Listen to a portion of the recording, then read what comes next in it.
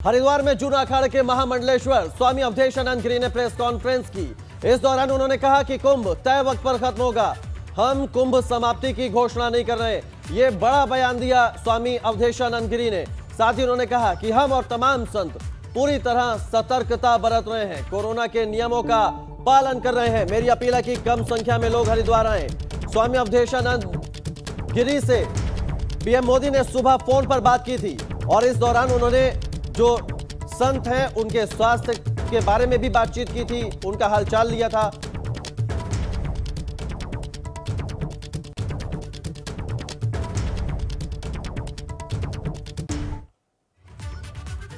और इस वक्त हम आपको लेकर चलते हैं स्टूडियो 2 में, जहां पर हमारे सहयोगी अवधेश हमारे साथ जुड़े हुए हैं। क्या अहम खबर है कोरोना को लेकर, सीधा उनका रुख करते हैं। जी प्रिया कौशल, और हम सीधे रुख करते हैं कानपुर के मंडलायुक्त का, जो हमारे साथ जुड़ रहे हैं, और उनसे हम बात करेंगे और जानेंगे कि कोरोना की विभीषिका के बीच किस तरीके की स्वास्थ्य सेवाएं चल रही हैं और कानपुर की स्थिति क्या है।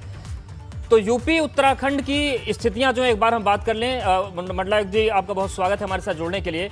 अगर हम कोरोना की बात करें, विभीषिका की बात करें, तो एबीपी गंगा ने मुहिम चलाई है कि अफसर जो हैं उनकी रणनीति को हम जानें। आज हमारे मेहमान हैं कानपुर के मंडलायुक्त डॉक्टर राजशेखर जी। उनसे हम जानेंगे कि कानपुर में फैलते संक्रमण पर प्रशासन क्या कदम उठा रहा है, किस तरह से वायरस से जंग लड़ने की तैयारी है और क्या आगे की रणनीति है। सीधा हम डॉक्टर राजशेखर जी आपके पास ही आ रहे हैं। जो सबसे बड़ी चीज अभी निकलकर सामने आ रही है, रेमडेसिविर इंजेक्शन को लेकर हाहाकार मचा हुआ है। अगर हम कानपुर की बात करें सर, तो क्या यहां पर जितनी जरूरत है उस हिसाब से उपलब्धता है इस इंजेक्शन की? देखिए अवधेश जी, माननीय मुख्यमंत्री जी जब से कोरोना शुरू हुआ है पिछले लगभग 1 साल से लगातार जो है सभी बिंदुओं पे गहन समीक्षा भी कर रहे हैं और उसका क्रियान्वयन भी जो है नीचे प्रशासनिक अधिकारियों के माध्यम से उसको की जा रही है। अब ये बीच में जो सेकंड वेव है कि जो बहुत तेज़ गति से जो है वो बढ़ी हुई है पिछले 15-20 दिन से, और घातक भी ज़्यादा है, तो उसकी वजह से जो संक्रमण का जो रेट है वो बहुत ज़्यादा है चीज़ों पे। तो उसकी वजह से जो है जो लोगों का एडमिशन हॉस्पिटल में होना और उनके इलाज करना जो है वो आवश्यक है और उस पर जो है पूरा हर संभव प्रयास किया जा रहा है उस चीज़ों पे। हाँ, ये बीच में जो है रेमडेसिविर की क्योंकि इतना तेज़ी से बढ़ी है और इसकी रिक्वायरमेंट आवश्यकता पूरे भारतवर्ष में बहुत ज़्यादा महसूस की गई है इस चीज़ों पे। उसको देखते हुए बीच में जो है कुछ सप्लाई में जो है कमी की दिक्कत आ रही थी चीज़ों पे, बट पिछले जो है 2-3 दिन से एक स्ट्रीमलाइन हो गया है इस चीज़ों पे और जितनी हमें आवश्यकता है उसकी अकॉर्डिंगली पीछे से टाई अप कर दिया गया है, क्योंकि जहाँ मैन्युफैक्चरिंग होता है वहाँ से फिर ट्रांसपोर्टेशन होगा, फिर स्टेट लेवल पे अलोकेशन होगा, तब फिर जो है वो नीचे डिस्ट्रिक्ट लेवल पे आता है। तो अभी जो है फिलहाल हम लोग ये कह सकते हैं कि उसका जो सप्लाई का जो शॉर्ट फॉल था उसको उत्तर प्रदेश शासन ने उसको पूर्ण कर लिया गया है। अब हमें जो है उसका जितना डिमांड था हमारा या जितना आवश्यकता है, जिस पेशेंट को जितने फ्रीक्वेंसी पे लगना है उस एंगल से हमें मिलना शुरू हो गया है और मुझे लगता है कि ये बहुत स्ट्रीमलाइन हो जाएगा और कोई दिक्कत जो है आने वाले दिनों में नहीं रहेगी। बिल्कुल सर, ये बड़ी अच्छी आपने खबर बताई कि कानपुर कम से कम रेमडेसिविर के मामले में राहत की सांस ले सकता है, चीजें सुधर जाएंगी। लेकिन एक चीज और आपसे हम लोग समझना चाहते हैं कि ये जो दिक्कतें आई रेमडेसिविर को लेकर, ये केवल डिमांड ज्यादा होने की वजह से थी या फिर कुछ लोगों ने काला बाजारी भी कर दी, जैसा कि मिलिट्री इंटेलिजेंस जो है और यूपीएसटीएफ है उसने 265 वायल के साथ 3 लोगों को पकड़ा है जो कोलकाता से आए थे। तो क्या उन लोगों ने भी समस्याएं खड़ी की? देखिए इसमें एक मेजर जो इसमें हम कंपोनेंट कह सकते हैं या कारण है कि जहाँ पे कि रेमडेसिविर की इतना डिमांड बढ़ गया है वो मेनली कि जो संख्या में इंक्रीज़ हो गया है जो पेशेंट्स की संख्या में या पॉजिटिविटी संख्या में। दूसरा ये है कि उनमें भी जितना ज़्यादा पॉजिटिव निकल के आ रहे हैं और उनमें से जिनको आवश्यकता पड़ रही है कि एडमिट होने का और इलाज इमीडिएटली रेमडेसिविर से शुरू करने का, वो भी संख्या कंपेरेटिवली अगर पिछले साल से देखेंगे तो इस साल उसका 2-3 गुना बढ़ गया है उसको। तो उसकी वजह से भी मार्केट में जो है उसका डिमांड ज़्यादा है और जब डिमांड ज़्यादा होता तो हो सकता है कि 1-2 प्रकरण में लोगों ने उसका मिसयूज़ करने का प्रयास किया गया हो, जो सरकार ने उस पर संज्ञान में लेके फिर उसमें तत्काल विधिक कार्रवाई किया है, तो उस पर फिर प्रभावी रोक लगेगी अगर उस तरह का कोई गतिविधियाँ हो रहा हो तो। जी कमिश्नर सर, एक सवाल और भी है कि जो दूसरी दिक्कत सबसे बड़ी आ रही है कि एम्बुलेंस टाइम पर पहुंच रही हैं नहीं पहुंच रही हैं, अस्पतालों में बेड की कमी हो गई है, ऑक्सीजन को लेकर भी शिकायतें आ रही हैं। तो कानपुर की इस वक्त स्थिति क्या है, क्योंकि सीएमओ को लेकर बहुत शिकायतें आ रही हैं। कोई कहता है कि फ़ोन नहीं उठाते, कहीं अस्पतालों के बाहर मरीज 40 डिग्री के टेम्परेचर में पड़े हुए हैं। तो क्या उस स्थिति से भी आप लोग उबर पा रहे हैं या अभी उसमें टाइम लगेगा थोड़ा?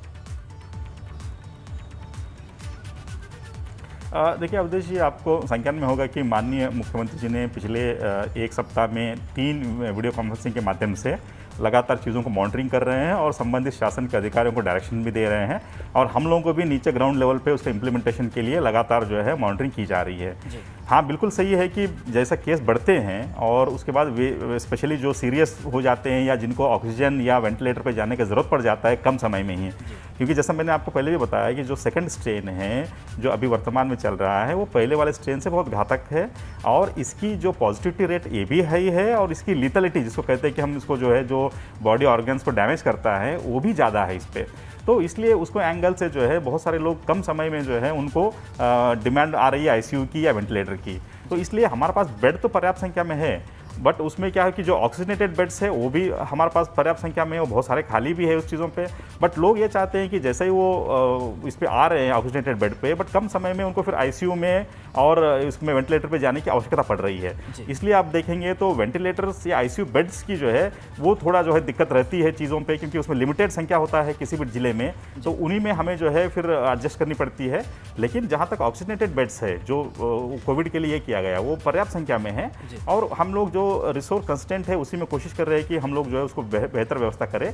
उसके साथ साथ मैं ये भी बता दूं आपको, क्योंकि जब डिमांड ज़्यादा होता है तो हमें और आगे जो है जाके प्लानिंग करनी चाहिए। तो यहाँ का जो जिला प्रशासन है उसने 16 और जो प्राइवेट हॉस्पिटल्स है उनको चिन्हित किया गया है और एक का विजिट हो चुका है, जॉइंट विजिट, और कल उनको ऑर्डर जारी किया गया संबद्ध करने का।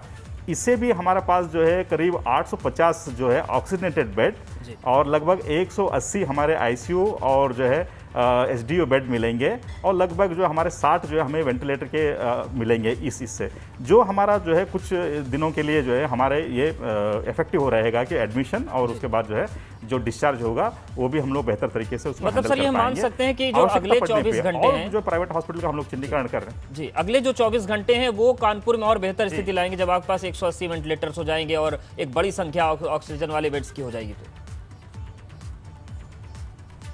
हाँ, इसमें क्योंकि कल ही रात में जारी किया गया जिला प्रशासन द्वारा और हमें उनको 2 दिन का समय दिया गया है और उनको ताकि वो फैसिलिटी जो वहाँ पे उस फैसिलिटी खाली भी करेंगे, नया एडमिशन नहीं कराएंगे उस पर, और जो वहाँ पे पेशेंट होंगे वो अन्य जगह पे जो है उचित जगह पे जहाँ पर भी बेहतर ये हो तो उनको भी वो टाई अप करा देंगे और उसके बाद सैनिटाइज करके फिर स्टाफ और सबको जो है वो ट्रेनिंग देनी होगी। इसके लिए उनको 48 घंटे का जो है वो समय दिया गया है और 48 घंटे के बाद मुझे उम्मीद है कि जो है वो चीज़ें बहुत हद तक जो है वो रिजॉल्व हो जाएगा चीज़ें और हम लोग उसको स्मूथली हैंडल कर पाएंगे। फिर भी हमारा वर्तमान में भी कोशिश यही है कि जिनको इमरजेंसी ज़्यादा आवश्यकता है उनको फिर एचडीयू और आईसीयू बेड या वेंटिलेटर अवेलेबल हो जाए, तो उसमें भले ही थोड़ा समय लगने की संभावना होता है बट हम लोग कोशिश करके फॉलोअप करके उसको करा लेते हैं। बिल्कुल सर, तस्वीरें भी लगातार हम लोग दर्शकों को दिखा रहे हैं किस तरीके से प्रशासन लगा हुआ है, सैनिटाइजेशन हो रहा है, लगातार आप भी विजिट कर रहे हैं जो और अधिकारी वो भी विजिट कर रहे हैं, ये कोशिशें चल रही हैं। सर एक आखिरी सवाल आपसे, वही बड़ा महत्वपूर्ण है कि बहुत बड़ी जिम्मेदारी आप लोग के कंधे पर है और इस पूरी व्यवस्था को संभालने के साथ ही साथ जो वैक्सीनेशन ड्राइव है वो आगे बढ़ती रहे।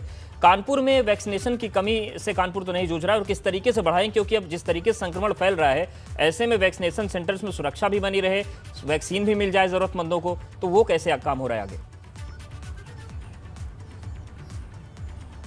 देखिए ये तीनों फेज़ में पैरेलली काम चल रहे हैं शासन के निर्देश क्रम में। तो एक तो कि हमारा ये कि जो केसेस आ रहे हैं उनको टेस्ट कराए, फिर जो है जो पॉजिटिव होते हैं उनको होम आइसोलेशन हो या फैसिलिटी एलोकेशन करें डिपेंडिंग ऑन सीवियरिटी, और बेड्स की संख्या को लगातार बढ़ने पे प्लानिंग करें चीज़ों पे। उसके बाद सेकंड जो है होता है हमारा कि एक मास अवेयरनेस। देखिए इसमें जब तक हर व्यक्ति जो है इसकी गंभीरता नहीं समझेगा या वो मास्क पहनने की आवश्यकता और सोशल डिस्टेंसिंग की आवश्यकता या अनावश्यक भीड़ भाड़ जगह पे न जाए, तो उनका पूरा सहयोग चाहिए पब्लिक के लिए। उसके लिए मैसिव एक अवेयरनेस कैंपेन भी आम जनमानस के लिए हर स्तर पर चलाया जा रहा है और सबका सहयोग भी मिल रहा है। लेकिन कुछ जगहों पे है कि जहाँ पे कि लोगों को और सतर्क होने की आवश्यकता है। सर, और एबीपी गंगा की कोशिश यही है वैक्सीनेशन कि हम लोग भी अवेयरनेस फैलाएं और इसीलिए हमने आप लोगों से जुड़ने का ये मुहिम शुरू की है ताकि आपके जरिए भी लोगों के अंदर जागरूकता है और सभी मिलकर कोरोना के खिलाफ इस जंग को लड़ सकें। बहुत धन्यवाद आपका हमारे साथ जुड़ने के लिए और ये बताने के लिए, आश्वस्त करने के लिए कि कानपुर की स्थितियां अब बेहतर हैं और अगले 24 घंटे में और बेहतर हालात वहां पर बनने जा रहे हैं। और अब रुक करते हैं स्टूडियो 1 का, हमारे साथ कौशल बने हुए हैं, वो पहाड़ की खबरें आपको बताएंगे। बिल्कुल धन्यवाद अवधेश। तो उत्तराखंड की खबरों का रुख कर लेते हैं और बात हरिद्वार की। जूना अखाड़े के महामंडलेश्वर स्वामी अवधेशानंद गिरी ने प्रेस कॉन्फ्रेंस की।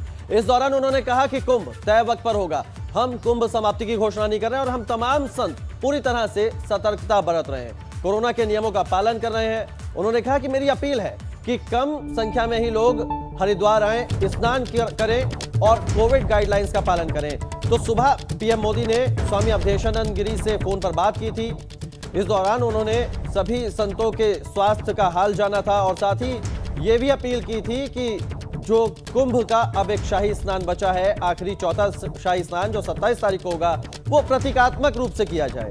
इसके बाद स्वामी अवधेशानंद गिरी ने प्रेस कॉन्फ्रेंस की। स्वामी अवधेशानंद गिरी ने पत्रकारों से बात की। इस दौरान उन्होंने कहा कि वो व्यक्तिगत रूप से अपील कर रहे हैं कि संत लोगों की जानमाल का ध्यान रखते हुए कुछ चीजें प्रतीकात्मक करें। हालांकि स्वामी अवधेशानंद गिरी ने साफ किया कि किसी भी अखाड़े ने कुंभ के समापन की घोषणा नहीं की है। निरंजनी अखाड़े की बात कहने का मतलब कुछ और था। स्वामी अवधेशानंद ने यह भी कहा कि उनके अखाड़े के सभी संतों ने कोविड टेस्ट करवाया है और उसमें 1-2 संत ही पॉजिटिव मिले हैं। साथ ही स्वामी अवधेशानंद गिरी ने लोगों से अपील भी की कि ज्यादा तादाद में लोग स्नान करने के लिए ना आए। अखाड़ा में सर्वाधिक नागा सन्यासी हैं। हमने जिस तरह से उनकी जांच कराई है, सर्वाधिक सन्यासी जूना अखाड़े के हैं जिन्होंने अपनी जांच कराई है। सद्भाग्य से 1-2 कोई पॉजिटिव निकले होंगे, बाकी सब नेगेटिव। मैं फिर से कह रहा हूँ, हम कुंभ समाप्ति की घोषणा नहीं कर रहे हैं। ये बिल्कुल बात नहीं कही जा रही कुंभ समाप्त हो गया है। मैं कह रहा हूँ कुछ चीजें प्रतीकात्मक थी। क्या प्रधानमंत्री जी ने इस तरह की अपील करी है कि प्रतीकात्मक कुंभ किया जाए? देखिए, प्रधानमंत्री की बड़ी स्पष्ट अपील है। उन्होंने कहा संतों का आदर होना चाहिए, भावुक भक्तों का आदर होना चाहिए। प्रधानमंत्री की सीधी अपील है कि अन्यों की रक्षा के लिए, इस लड़ाई को और अधिक ताकत देने के लिए कोई चीज उस तरह से की जाए जो प्रतीकात्मक। निरंजनी अखाड़े ने ये कहा है कि हमारे प्राय स्नान हो चुके हैं, तो उनका कहने का अर्थ कोई समाप्ति की घोषणा नहीं थी। उनका कहने का अर्थ कदाचित ये था कि हम लोगों के प्राय स्नान हो चुके हैं, आगे आने वाले स्नान तो प्राय हमारे प्रतीकात्मक रहे। 2-2, 4-4 संघ आप जानते ही हैं, हर कुंभ आपने देखे। उनका ये था, उनका नैरेटिव ये नहीं था कि कुंभ की समाप्ति की घोषणा हो। मैं जो अपील कर रहा हूँ वो अपने व्यक्तिगत तौर पे कर रहा हूँ कि हम संतों को, हम सबको अन्यों के प्राणों की रक्षा के लिए, हम सबको जनमानस के आदर के लिए अपनी चीजों को शिथिल रखना चाहिए, लेकिन उनके स्नान की बाधा। चलिए अब सीधे रुख कर लेते हैं हरिद्वार से। हमारे संवाददाता पंकज राणा हमारे साथ जुड़ गए। पंकज, पीएम मोदी ने प्रतीकात्मक कुंभ की अपील की, इसके बाद स्वामी अवधेशानंद गिरी ने प्रेस कॉन्फ्रेंस की, लेकिन उन्होंने ये भी कहा कि उनकी निजी राय है, व्यक्तिगत राय है कि कुछ संत जनभावनाओं को ध्यान में रखते हुए, लोगों की जानमाल को ध्यान में रखते हुए कुछ चीजें प्रतीकात्मक रूप से करें, लेकिन कुंभ तय वक्त पर ही खत्म होगा। ऐसे में अब क्या कुछ तस्वीर दिखाई दे रही है हरिद्वार में? बिल्कुल कौशल, देखिए अवधेशानंद गिरी ने एक अपील जरूर की है प्रधानमंत्री से बातचीत करने के बाद, लेकिन बैरागी अखाड़ों से अभी हमारी बात हुई है। उनका साफ तौर पर कहना है कि 27 तारीख का जो शाही स्नान है वो उसे करेंगे ही करेंगे, हर हाल में यानी कि करेंगे।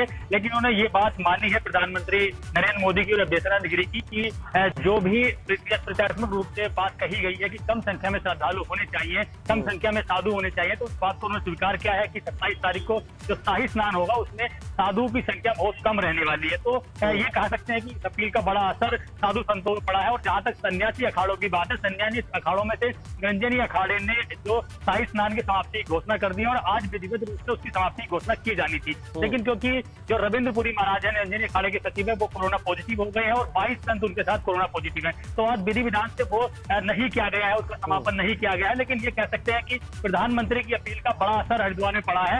लोगों से अपील की गई है, श्रद्धालुओं से अपील की गई है, उसके साथ साथ साधु संतों से अपील की गई है। बैरागी अखाड़ों का एक शाही स्नान 27 तारीख को बड़ा होने जाना है, तो उसमें यह माना जा रहा है कि बैरागी अखाड़े अब इसे बहुत कम संख्या में करने जाएंगे और जो भी संत वहां है बैरागी अखाड़ों में उन सबका कोविड टेस्ट कराया जाएगा, मास्क के साथ हो जाएंगे। लेकिन जिस तरह से हमने 2 शाही स्नान में कुशल देखा है, अगर 12 और 14 तारीख के शाही स्नान की बात करें तो सड़कों पर हजारों की संख्या में श्रद्धालु थे और बिना मास्क के, बिना सोशल डिस्टेंसिंग के सड़कों पर चल रहे थे। तो ये बहुत गंभीर बात है कि 27 तारीख में भी ये स्थिति रही तो कोविड का खतरा हरिद्वार में और ज्यादा फैलने वाला है, क्योंकि अभी भी कई अखाड़ों के संतों के सैंपल लिए गए हैं, कई की रिपोर्ट आना बाकी है। लेकिन पंकज, ये भी प्रशासन के लिए बड़ी चुनौती है, ये भी प्रशासन की बड़ी चुनौती है कि शाही स्नान के लिए जो संतों का रेला जा रहा है उनके बीच में सोशल डिस्टेंसिंग मेंटेन करना, ये एक बहुत बड़ा टास्क होगा प्रशासन के लिए। लेकिन साथ ही आपसे ये भी जानना चाहेंगे कि आज से जो रैंडम टेस्टिंग होनी थी जो हरिद्वार में कुंभ क्षेत्र में, और उसके अलावा जो सैनिटाइजेशन का काम होना था, क्या वो शुरू हो गया है?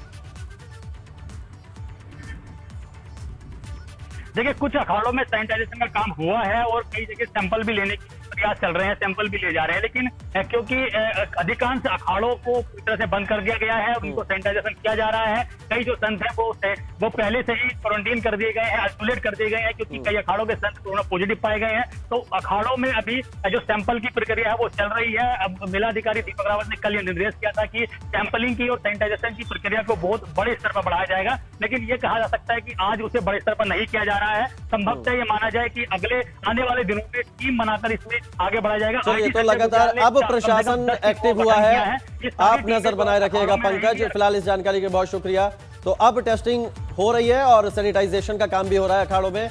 उत्तराखंड में एक बार फिर कोरोना के मामले बढ़ने लगे, जिसके चलते राज्य सरकार के सामने इन आंकड़ों पर लगाम लगाना एक बड़ी चुनौती बन गई है।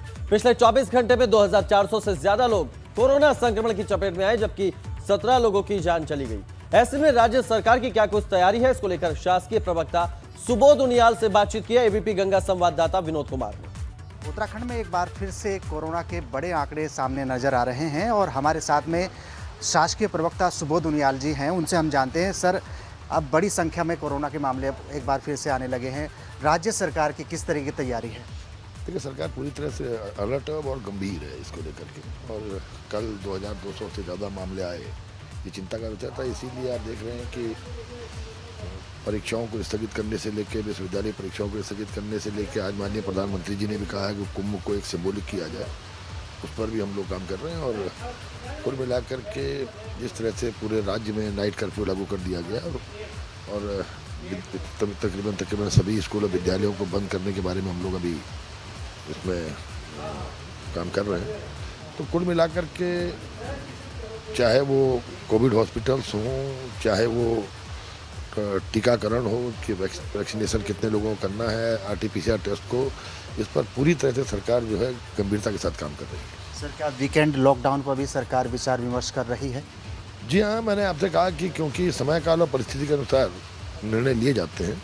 अब जिस तरह की परिस्थितियाँ बन रही है और जिस तरह से हमारे राज्य में भी अब काफ़ी संक्रमण के नंबर्स बढ़ रहे हैं, तो उन आंकड़ों को देखते हुए कुछ गंभीर निर्णय लेने पड़ेंगे।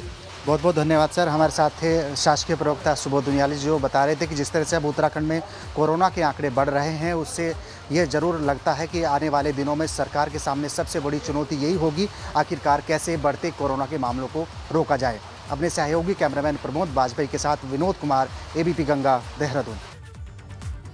और इसी बीच हल्द्वानी से बड़ी खबर आ रही है, जहां व्यापारियों के बंद का असर दिखा है। शहर के बाजार और मोहल्लों में दुकानें बंद की हैं व्यापारियों ने।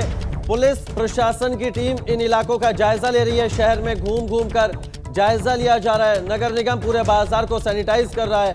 तो हल्द्वानी में कोरोना संक्रमण के चलते व्यापारियों ने बाजार बंद किए, जिसके बाद उसका असर भी देखने को मिल रहा है। अल्मोड़ा की सल्ट विधानसभा उपचुनाव के लिए वोटिंग जारी है। सुबह 11 बजे तक 21.47% मतदान हुआ है, जबकि अभी भी लोग वोट डालने के लिए मतदान केंद्र पर पहुंच रहे हैं। कड़ी सुरक्षा व्यवस्था के बीच लोग वोट डालने पहुंचे हैं। कोरोना के नियमों का पालन करते हुए मतदान किया जा रहा है। एक और बीजेपी और कांग्रेस जीत का दावा कर रही हैं, तो वहीं सूबे के मुख्यमंत्री तीरथ सिंह रावत और पूर्व सीएम हरीश रावत की साख दांव पर लगी है। बीजेपी की ओर से महेश जीना और कांग्रेस की ओर से गंगा पंचोली मैदान में है। आपको बता दें, बीजेपी विधायक सुरेंद्र सिंह जीना के निधन के बाद यह सीट खाली हुई थी और आज इस सीट पर उपचुनाव चल रहा है। कुल मतदाता 95,241 है। पुरुष मतदाता 47,000 से ज्यादा, महिला मतदाता 46,000 से ज्यादा। और ये उपचुनाव में वोटिंग जो है वो जारी है। सुबह 11 बजे तक 21.47% वोटिंग हो चुकी है। 95,000 से ज्यादा वोटर मतदान करेंगे।